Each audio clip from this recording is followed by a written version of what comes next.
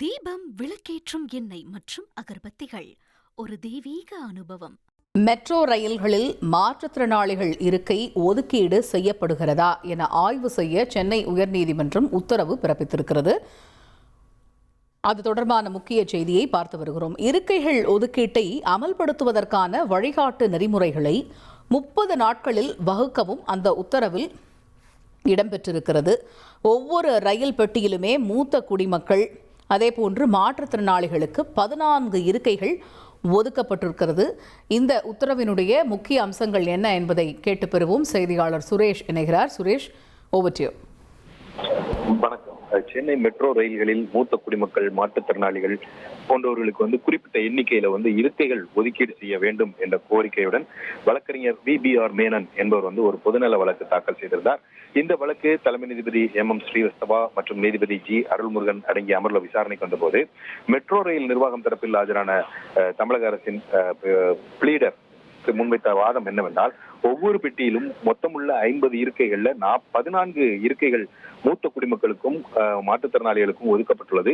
இந்த இருக்கைகளின் அருகில் மூத்த குடிமக்கள் மற்றும் மாற்றுத்திறனாளிகள் என எழுதியும் வைக்கப்பட்டிருக்கிறது. இருந்த போதிலும் அதுல வேற ஏனும் அமர்ந்திருந்தால் அது சம்பந்தமாக ரயிலின் உள்ளேயே போன் வசதி, இன்டர்காம் வசதி செய்யப்பட்டிருக்கிறது. அந்த இன்டர்காம் மூலமாக புகார் தெரிவித்தால் உரிய நடவடிக்கை எடுக்கப்படும் என்று விளக்கமளித்தார். மனுதாரர் தரப்பில் இந்த தனியாக இருக்கைகள் ஒதுக்கி இருந்தாலும் கூட அந்த இருக்கைகள் அமர்ந்திருப்பவர்கள் எவரும் இந்த மாதிரி மூத்த குடிமக்கள், மாற்றுத்திறனாளிகள் வந்தால் எழுந்து இடம் வழங்குவதில்லை. அதனால பெண்களுக்கு என தனி பெட்டிகள் ஒதுக்கப்பட்டிருக்கிறது போல மெட்ரோ ரயில்கள்ல மூத்த குடிமக்கள், மாற்றுத்திறனாளிகளுக்கு தனி பெட்டிகள் ஒதுக்கீடு செய்யலாம் என்ற ஒரு யோசனை தெரிவித்தார்.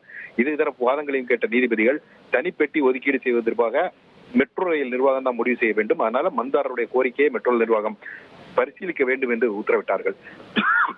மேலும் மூத்த குடிமக்கள், மாற்றுத்திறனாளிகளுக்கு இருக்கைகள் ஒதுக்கீடு முறையாக அமல்படுத்தப்படுகிறதா என்பது குறித்து அவ்வப்போதைக்கு திடீர் சோதனைகள் நடத்தப்பட வேண்டும் எனவும், இருக்கைகள் ஒதுக்கீட்டு முறையை அமல்படுத்துவதற்கான வழிகாட்டி நெறிமுறைகளை 30 நாட்களில் வகுக்க வேண்டும் எனவும் மெட்ரோ ரயில் நிர்வாகத்திற்கு நீதிபதிகள் உத்தரவிட்டிருக்கிறார்கள்.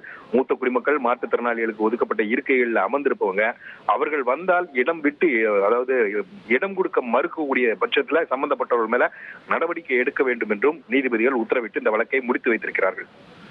விரிவான விவரங்களை வழங்கியமைக்கு நன்றி சுரேஷ். தீபம், விளக்கேற்றும் எண்ணெய் மற்றும் அகர்பத்திகள் ஒரு தெய்வீக அனுபவம்.